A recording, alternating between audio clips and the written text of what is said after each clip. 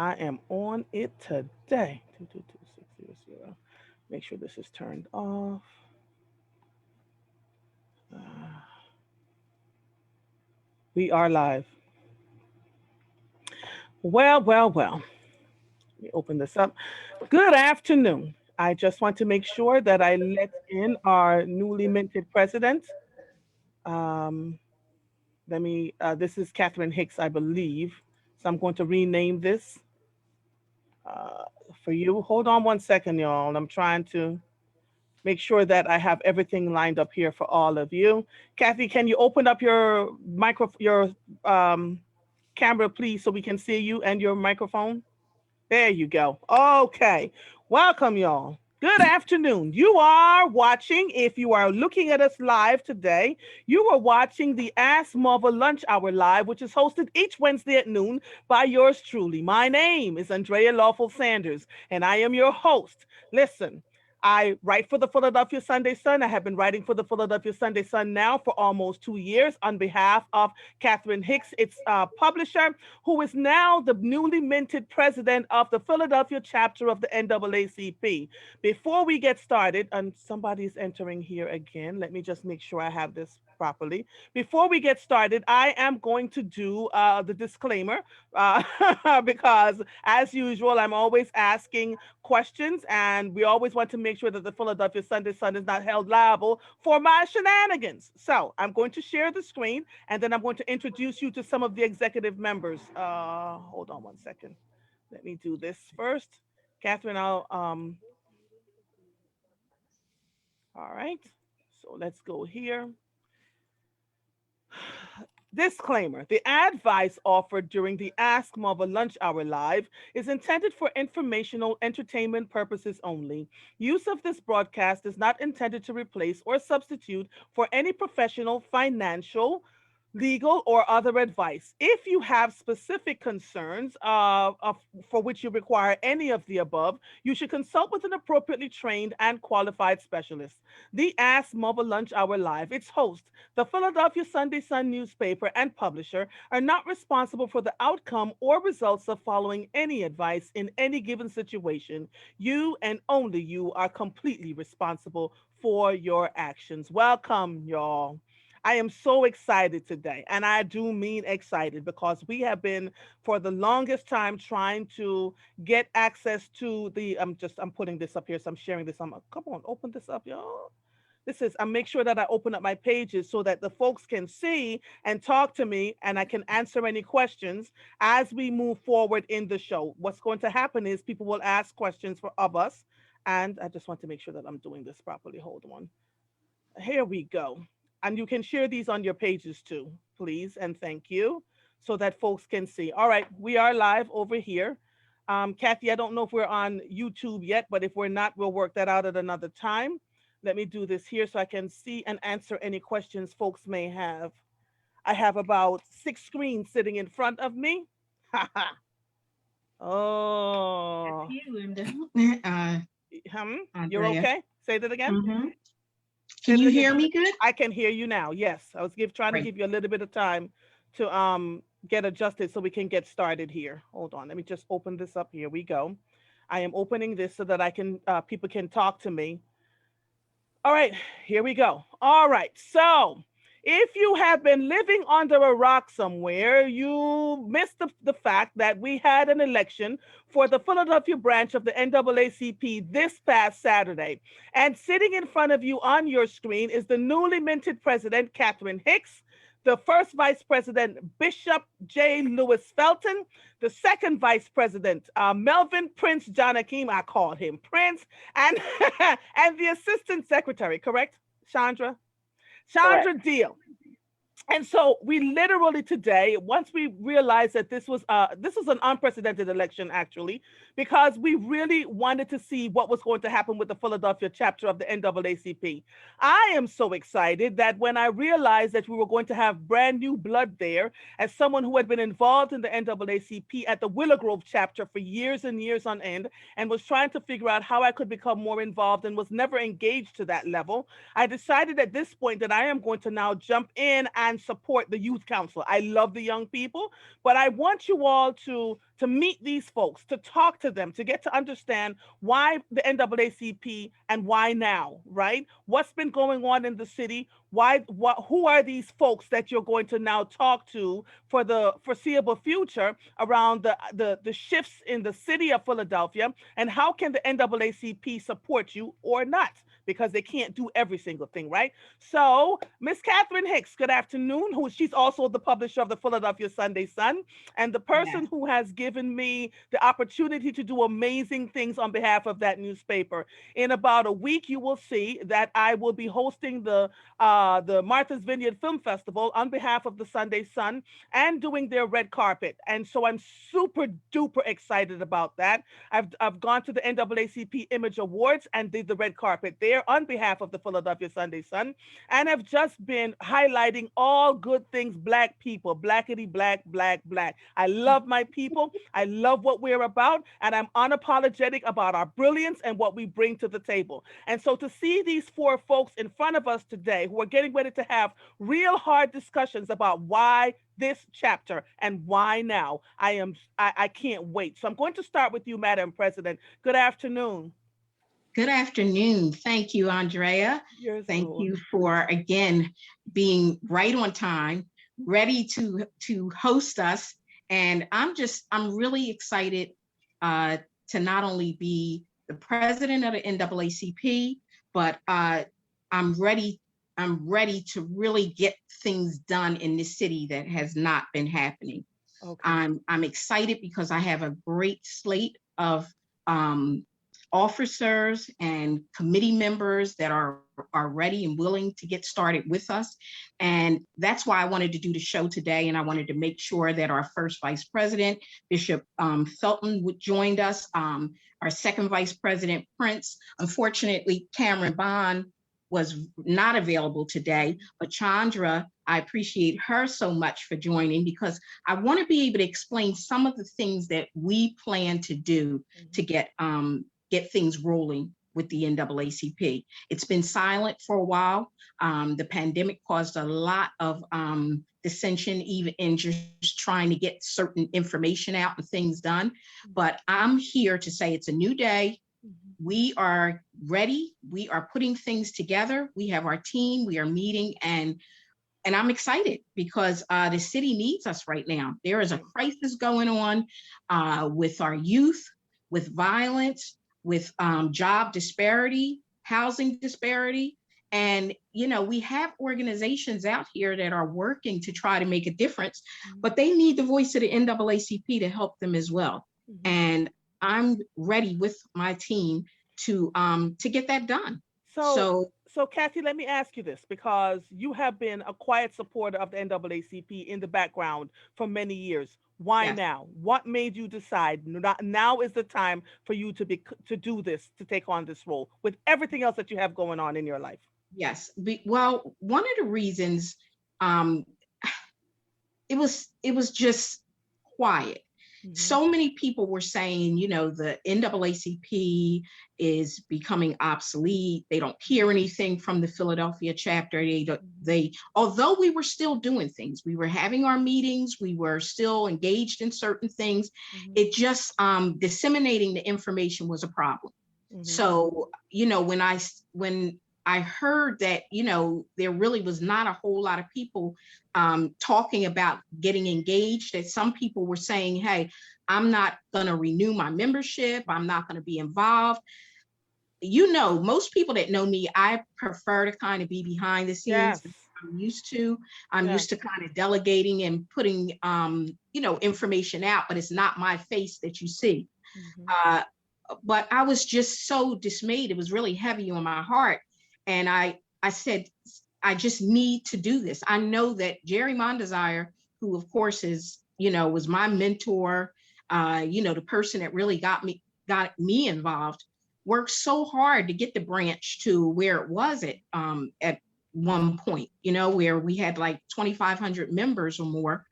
And just the way things were going, I said, somebody has to step up. And I knew like Felton, Bishop Felton was ready.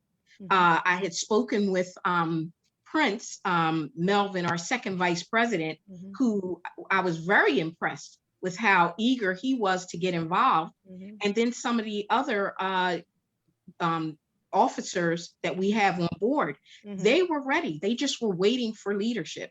Yeah. And again, with everything that happened, unfortunately, it sort of silenced our voice for a while. Right. And that was that's my main reason for wanting to So, step up. okay. So when I was involved with the Willow Grove chapter of the NAACP, I met Jerry Mondesire at a state meeting. Mhm. I need you all to know you have some big shoes to fill. You That man do. was a powerhouse. I saw him step into a room with that cowboy boots and them hat, and this is why you had 2,500 members. I said, "Well, who the Sam Hill is this?" And he was doing what he needed to do. Prince reminds me a little bit of him, believe it or Mhm. not. Very connected in what he has done throughout the city, doing the work, not looking for anything beyond making sure that he helps the people that are there. So I'm glad I know Prince personally. I talked to Prince ad nauseum on my other radio show. Prince Mhm. calls in and kind of holds everybody's feet to the fire. Mhm.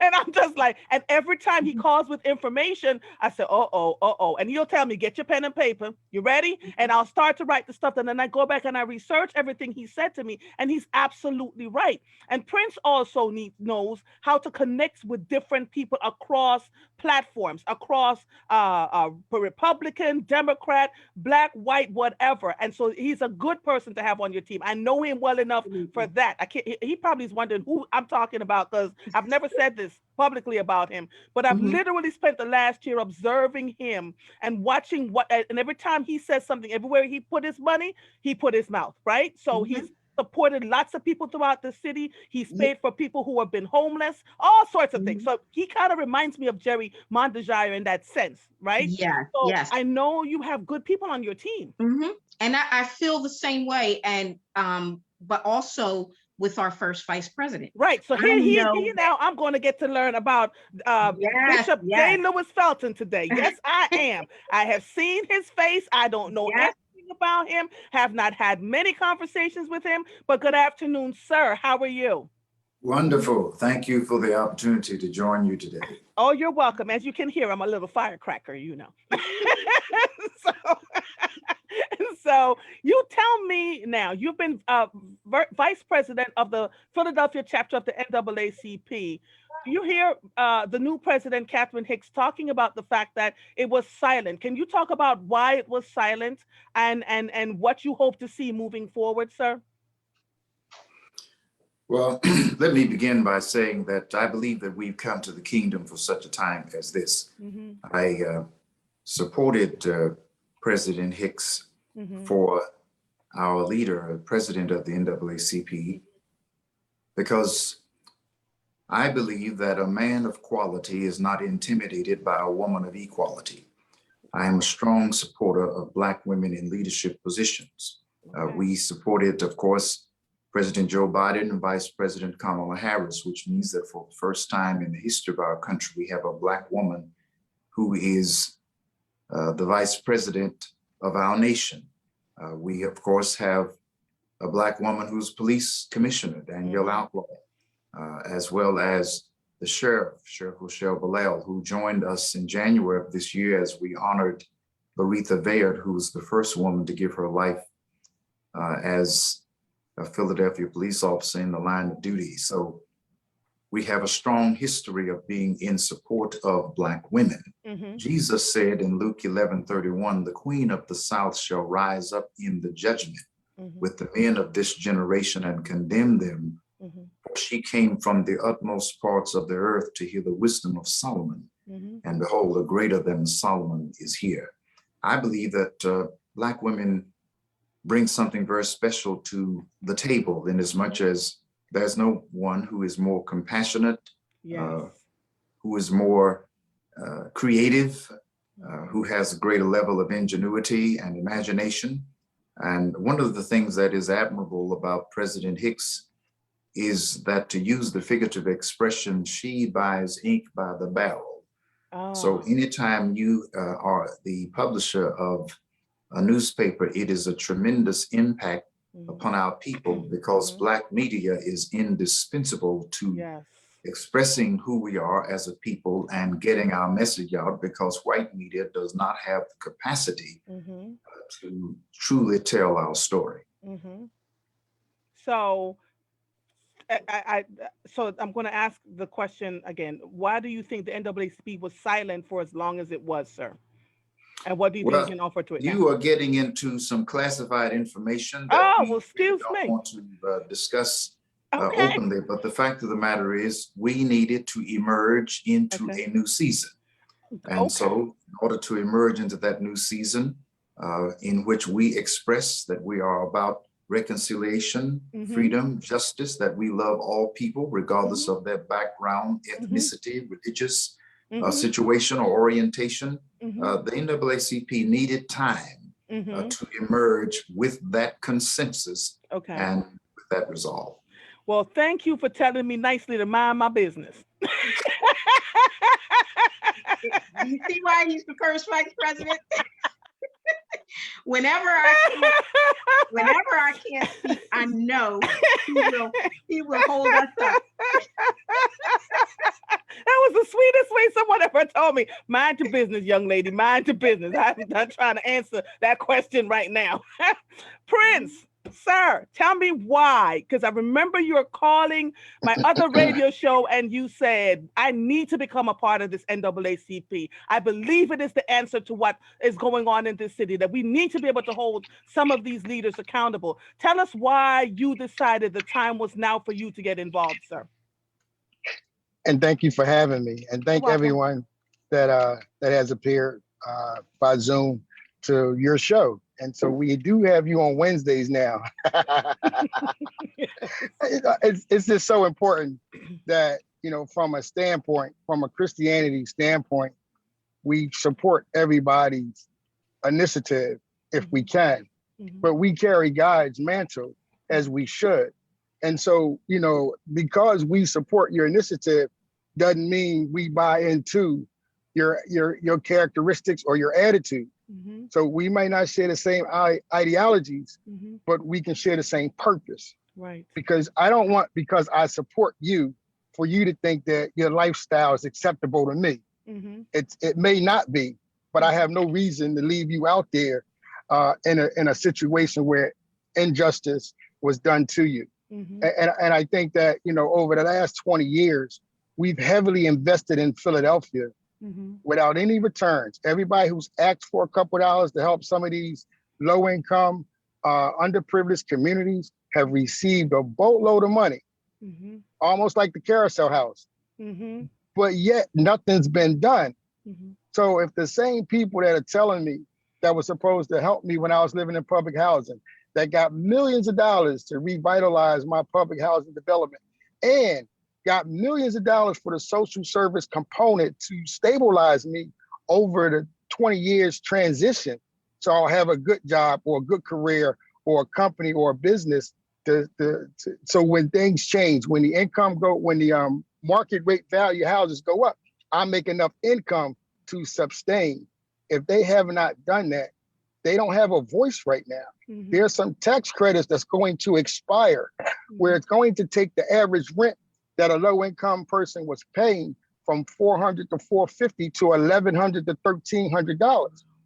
Should that developer have the opportunity to displace that resident because the social services component, the CDCs, the other groups did not do the due diligence to strengthen that person, whether it's a single mom, whether it's a mom with a couple 17 or 18-year-olds in the house, whether it's a father coming home from incarceration. I mean, this is very important that we look at this. And the mere fact that we have not done anything to help the veterans, how disheartening is it to see a veteran who fought for this country staying on the street with a cup asking for money? And I think this organization has an opportunity to step up and be a voice for a lot of folks who don't have a voice. And I hear people saying, you know, our city's in a state of emergency. We need to declare a state of emergency.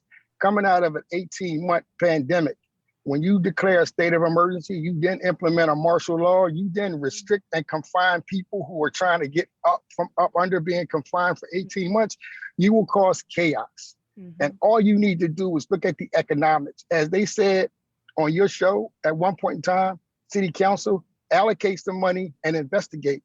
So the question is, if you're not holding nobody accountable and we did not get the services, the very core people who need the services didn't get the services, then how can we hold people accountable so we can find out where the money went? And if we can undo what has been deliberately done, because if I give you $10 to put gas in the car and you don't put it in there and you run out down the road, don't call AAA.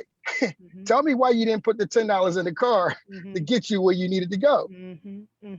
So I think we have to do it in an amicable situation, because you can't go attacking people and name calling, because some of the most vindictive group of people in this city are in this city. So whether it be in your churches or your mosques, you got some people, your political people, your pastors, your churches, your mosques, just have this collective superiority that won't allow them to accept criticism, even if it's constructive criticism by a younger person who is looking through this through different lenses. We're not trying to and that's one thing that I'm running on that I was running on as well. And I said, in my acceptance speech that, we want to be held accountable, but we're also going to hold other people accountable. Thank you. Yeah. And that is what's important to me, because I feel like we went from holding people accountable in the Philadelphia chapter to just kind of being there. And so I wanted to make sure, as a layperson from the outside, being able to answer on behalf of the citizens, excuse me, that are going to ask those questions. Are you fully prepared to start holding people accountable? Yes. Are you? Yes, we definitely are. Okay. We're not afraid. Well, I see now, let's be clear. We're not afraid, and we got a fearless leader, but the due diligence of us as a unit, right? We got to put that together, because you can't go in somebody else's house until our house is straight first. Right. So we're going to we're going to meet, and we're going to get some things understood on how our president would like to have how marching orders would like to be carried out. And once we do our due diligence, then we're going to act at the behest of the president. Well, and that's one of the reasons that I asked Chandra Deal to join us, because I'm getting to Chandra. Oh, I'm getting to Chandra.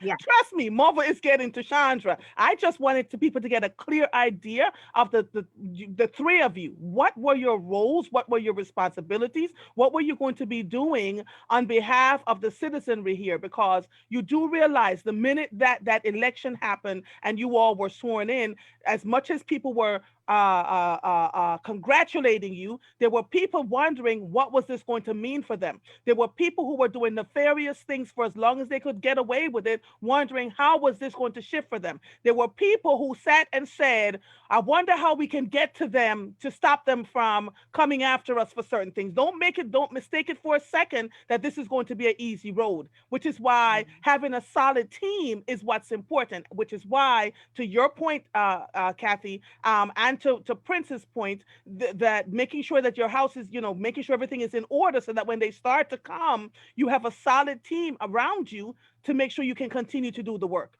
right? You saw what Jerry Mondeshire went through. You see what anyone who steps up into leadership fearlessly goes through. It is not an easy thing, right? And so these are all volunteers. Everybody that's in this organization are volunteering. What are the expectations of them? What should they know?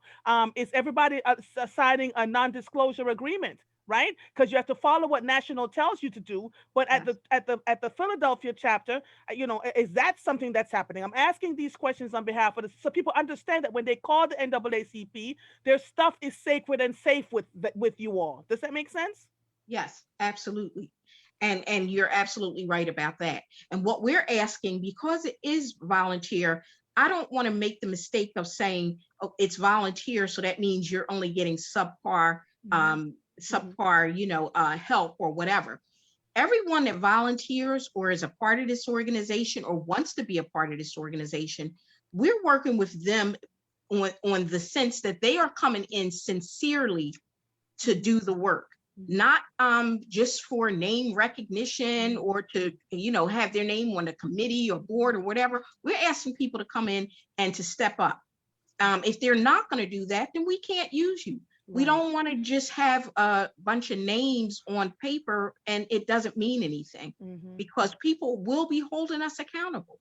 And I didn't join, I didn't get involved, and I certainly didn't run for president just to have my name out and nothing gets done. Okay. This is really serious. Everything that's going on in our communities and stuff, it's up to us to come together to help us. We're not waiting for some miracle person to show up and help us. We got to pull our sleeves up, pull up our belt straps and bootstraps or whatever, and we have to get out there and do the work.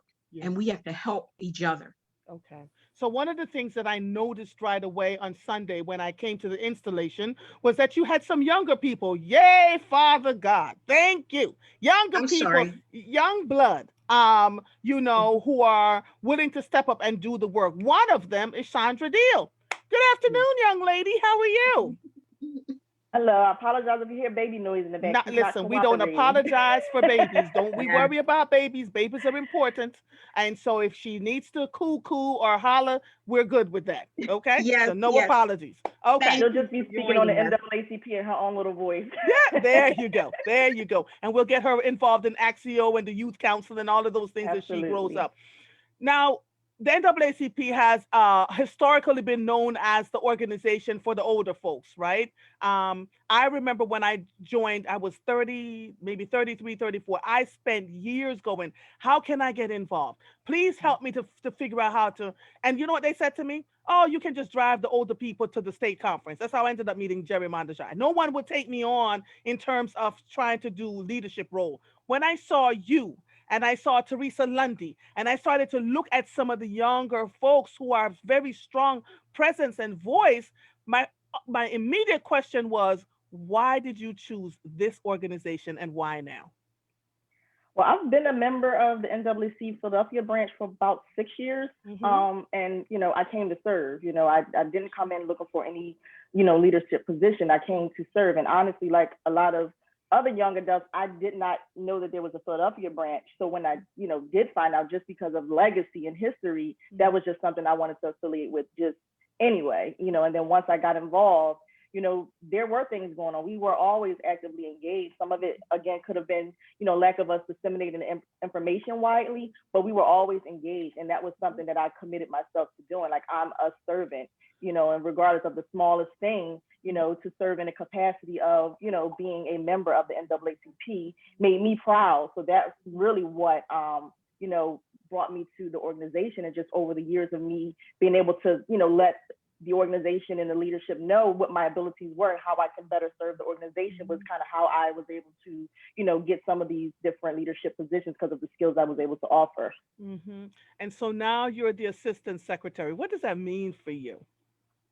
Well, it's a new role for me. So I'm definitely supporting the secretary, but for me, really being able to help us as a leadership team be organized and making sure that we, have our papers in order, making sure that we're communicating with members, having membership in order, just being able to just be more organized and present for the community. So that, in whatever capacity that means and whatever Madam, President wants that to look like, my role is to really support that and help execute that. Okay.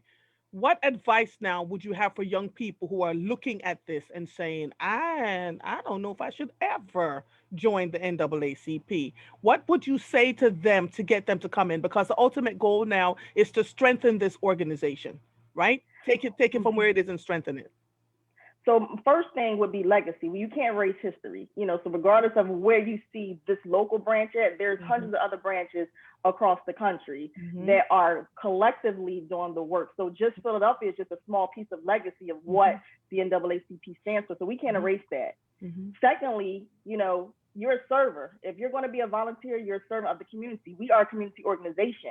So just like we are being held accountable, you have to hold your own self accountable. If you feel that there's a calling for you to do something in your community, then you have to hold yourself accountable as well. Absolutely. So that means whether you're a member or you're not a member, come to our meetings, share your voice, so that it gives us the ability to be able to brainstorm and figure out how we can help the community or how we can present resources. Because sometimes we don't have a lot of voices other than what's been already existing in our, you know, the members that do come. So sometimes things can seem a little obsolete or repetitive because that's the energy that we have. So whether you're a member or not, come, share your ideals, share your thoughts, share how we can better serve the community. And then, you know, you'll find ways to figure out what committee works better for you or how you want to lend your talent and your time to the organization. Bishop, what ideas do you have for moving the organization forward now that we have new leadership? Just give me one, please, so that people can understand your role in all of this. Since you have been 10 years, you said, a part of this NAACP branch?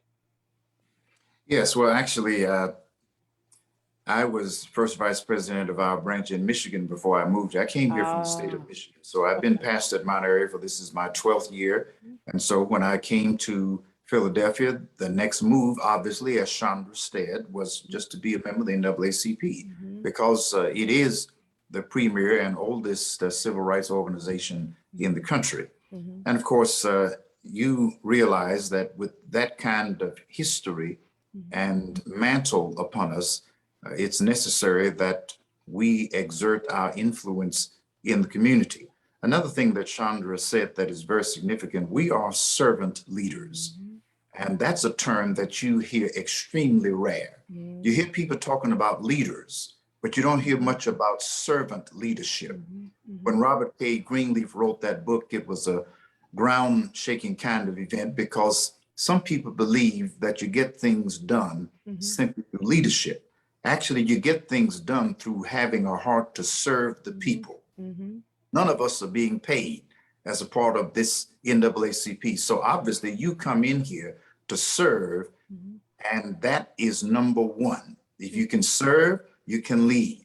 We have too many leaders who are about self-aggrandizement, spotlights, grabbing some kind of headline, and they are not about the people. We have an organization in place now that has the heart of the people first, the welfare of our community, coming into critical situations, not to make headlines, not to get news coverage, but to do some groundbreaking events that bring people out of their misery and suffering, bring them together, help them to see that they are powerful, but you're powerful when you work together. When you work together. Okay. So there are quite a few things going on in Philadelphia right now. Can we talk about them?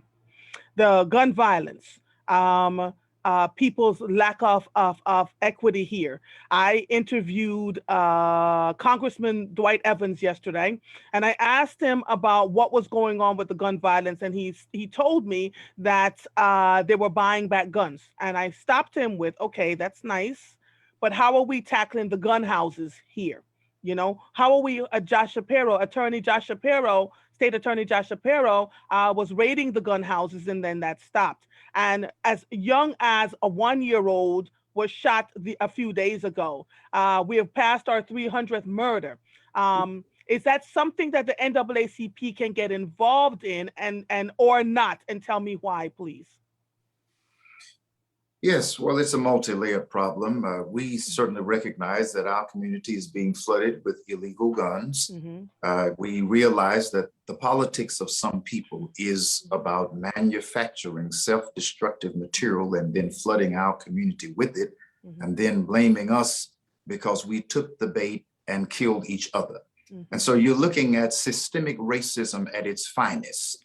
And this nation of ours, which was born in Philadelphia, is in dire need of a rebirth because it has never been about the equality of African Americans. If you say all men are created equal, but you call me 3/5 of a man, then obviously you have a very flawed sense of reality. And so we have to go to the core of that.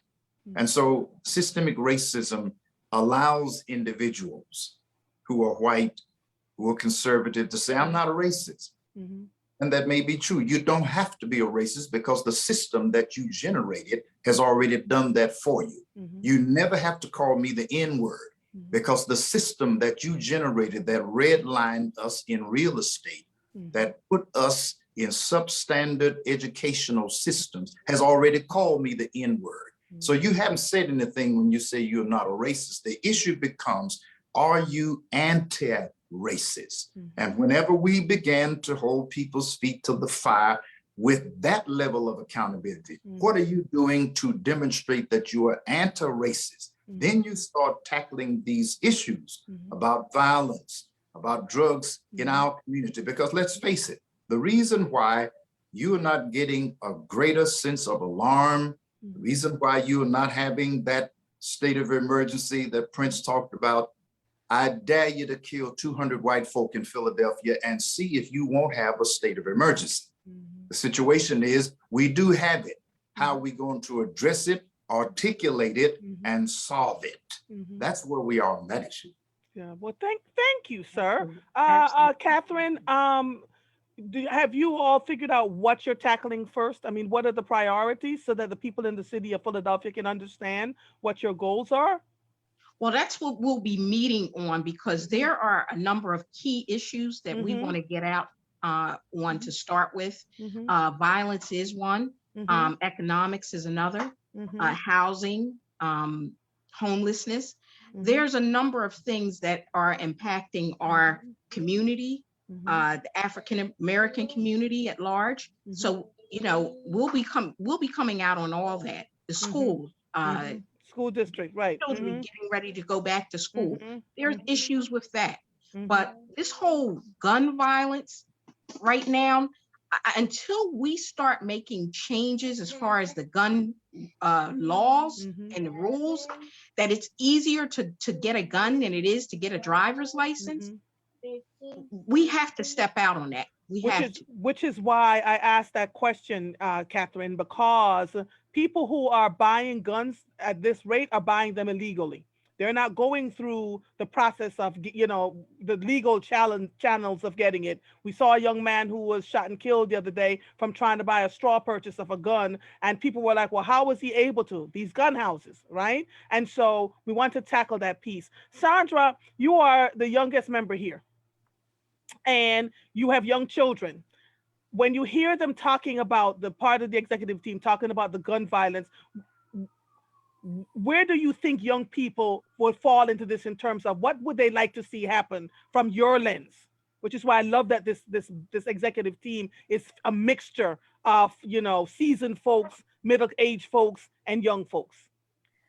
For me, and me having two young Black boys, I've always kept them close by me anytime I volunteered or did anything. So that kind of laid the foundation for them to have the mindset of, you know, wanting to do good for people. So I think that sometimes, you know, especially younger kids need to see the other side. You know, what is it like to step outside of your struggles to be able to help somebody else? So volunteering and being able to present those opportunities for them to help others and show their impact in someone else's life could make a difference. So I would encourage a lot of them to, you know, especially through our youth council, is to have these opportunities for them to not only, you know, get educated about, you know, civil rights and civic engagement, but also about how they can create impact in other people's lives. So I think that's one of the things that we can, you know, focus on. How do we keep them busy and make them feel good about doing something for someone else? Yes, that's a great. Prince, what thoughts do you have around getting more people engaged in the NAACP? Oh, she's so adorable. Oh, now that you're on the executive team, sir. Well, I was out at a fraternity meeting just yesterday, our 30th anniversary for our chapter. And the treasurer came up and said, so we were looking to find out where we would pay our lifetime membership to the NAACP. And I'd say, well, okay, we'll have that answer for you by the end of this month. And so once again, you know, everything starts from internally. Once you do your due diligence, then you can find out, can you hear me? Yes, once you do your due diligence, then you can find out how you can help others. Because I think that, like you exposed this last week, you got a bunch of city council offices that haven't opened during the pandemic, before the pandemic, or after the pandemic. And I think that Nobody's running into a city council office for safe haven, but if they were open, would they? You know, and and also, I don't really subscribe to if it was them, then something would change, because you got more of your folks in city council and in state rep and state offices that just need to be held accountable to them representing their own people. There's not one Hispanic that don't represent the Hispanic community. There's not one white person that don't represent the white community, and there's not one Republican that don't represent the white Republican community. So when we talk about putting people in office, we got to make sure that they can. You're muted, Prince. You're muted. You're muted.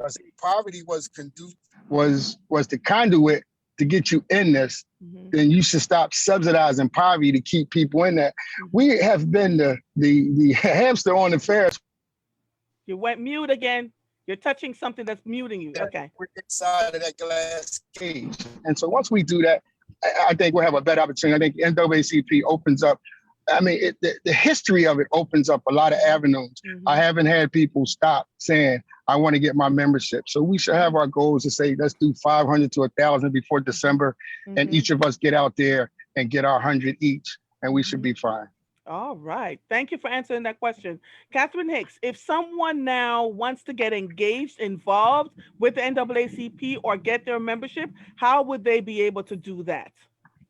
So right now we are revamping our all of our media contacts. Okay.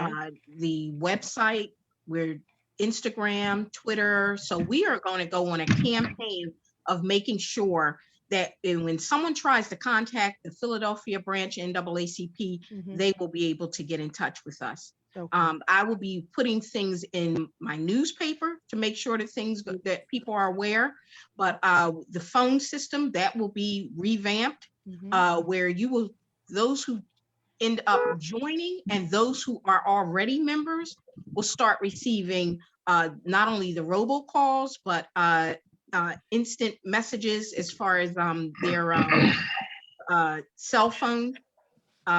And we're just gonna be really active in making sure that information is disseminated to the community. Okay. And when somebody needs to contact us, when they go to the website, it's gonna be the right information, the website, the most current information with the current leadership. And those other committees that people may be interested in getting involved in, we're going to make sure that they can get in contact with them. It's not going to be that they need to contact the president or the first vice president or whatever just to get information for the branch. We're going to have a number, we're going to have email information and other phone numbers to make sure that everybody, whatever information that they need, they are able to get. Right. Now, recognizing that you've all only been installed 3 days ago, I'm looking forward to seeing what you all do in the next month or so. If someone wants to get involved now, what do? They just kind of wait until you have a way for. Well, one of the things that we're going to be doing in the next week, and we'd like people to come out, we are going to publicize that, but on the 31st of July, we are having a Unity Fest at our first Vice President, Bishop Felton's church, Mount Airy Church of God. And we're asking the community to come out, and this will be an opportunity for them to meet us. The Sheriff's Office is the sponsor of this, the Philadelphia Sheriff's Office, with our own Sheriff Rochelle Bilal. And we're asking people to come out, and this will give them an opportunity to not only meet a few of us, but if they have questions or want to join, that's where they'll get their information from. But I'll also be putting something out, a release, which will also have information about what people can do if they're interested in joining at this time. Usually in August, the NAACP offices they're not closed, but we don't have a general membership meeting in August. We usually have the next one will resume in September. Okay. But I'm going to talk to my officers and we're going to see, because this was a special election and because we are already behind, what they want to do. And if they are willing, we may go ahead and have a general membership before September. Okay.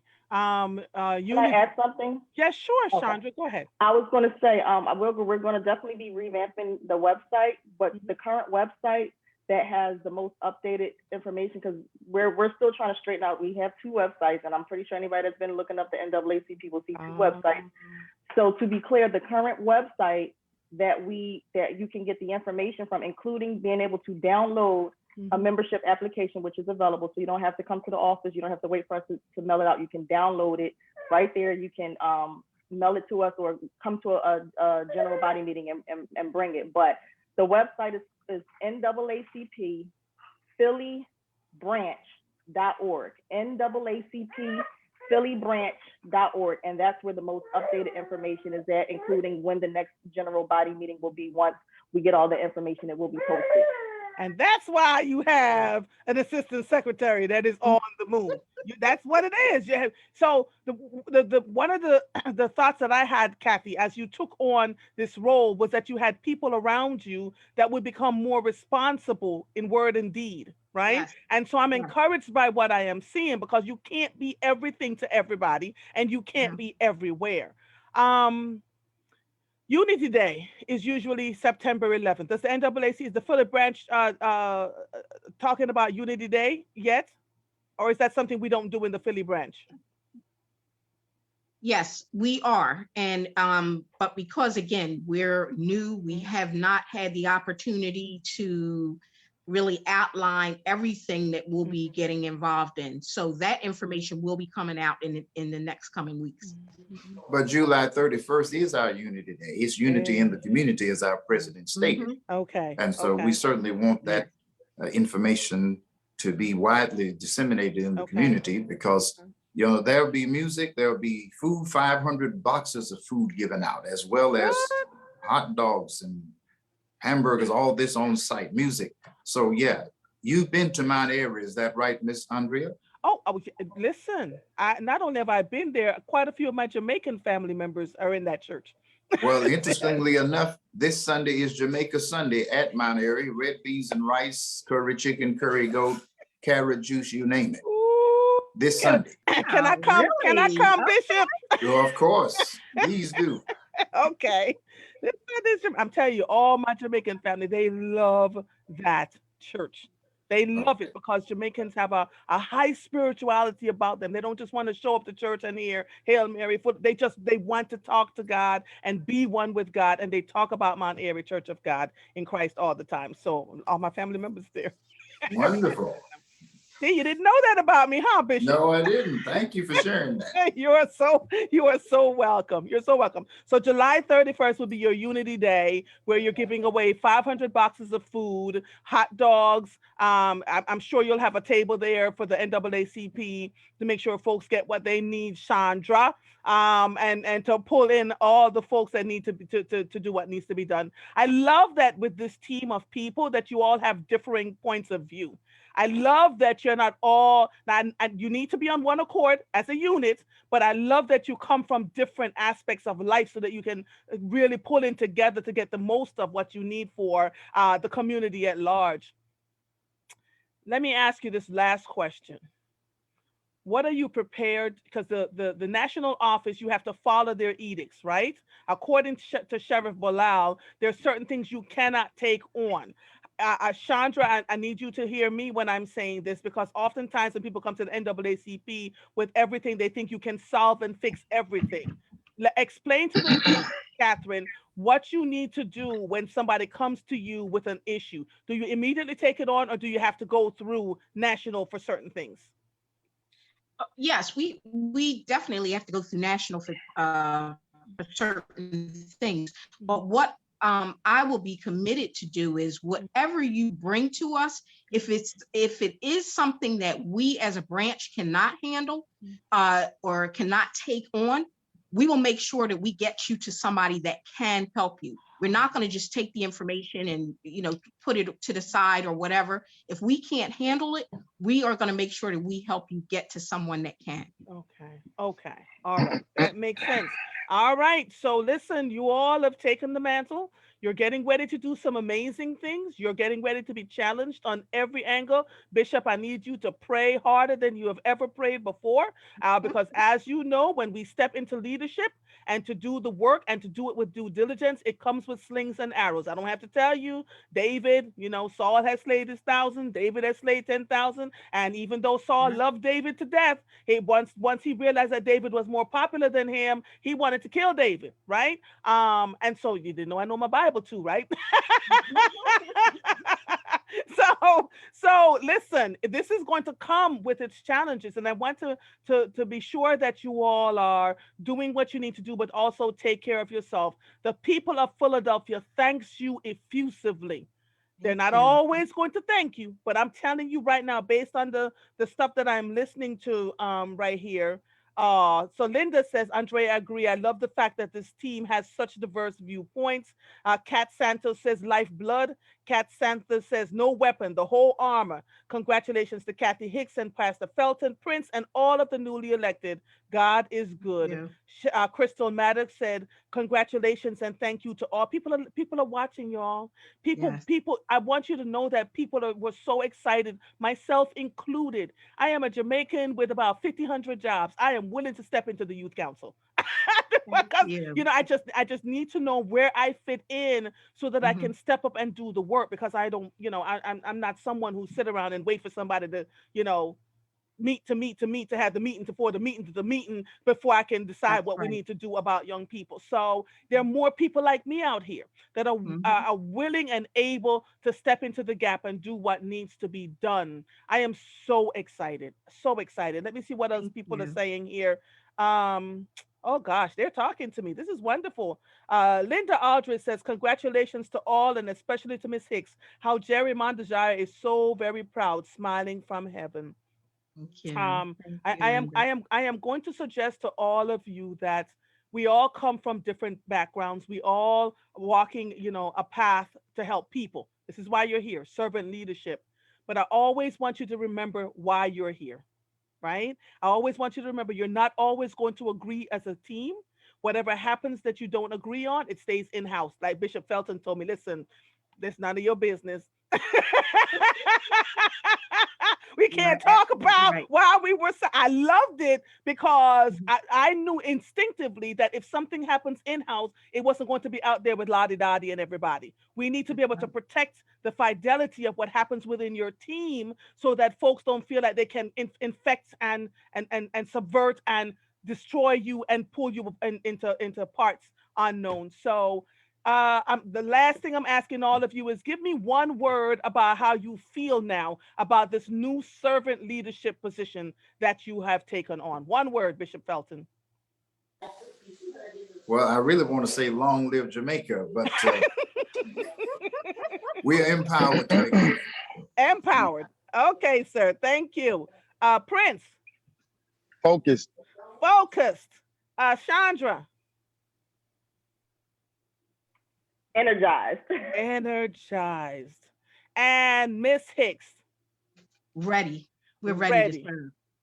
And can I tell you, as the host of this show, I feel hopeful, Thank you. absolutely hopeful of what is getting ready to come. And let's see how we can get more people to join this organization, the Philadelphia chapter. Let's see how we can turn Philadelphia upright, and get more people to come and to talk to us, to see what is going on with this group so that we can help as many people as possible. Long live Black people. Thank you. Thank you Thank all so much. Power. Thank you for having us. You all have a wonderful, wonderful afternoon. And thank you for being a part of this. Oh, somebody said ready. Let me see who said this. Hold on. Hold on. Wait. Somebody. Cat Santa says, oh, ready. And so are we in the community. So you understand that people are not only watching, they're ready to serve. So I'm excited about all of this. On behalf of the Philadelphia Sunday Sun Live, I am Andrea Lawful Sanders. Bye bye. Thank you Bye all. bye. Bye bye. Thank you. Thank you, team. You're Mhm. welcome. Bye bye.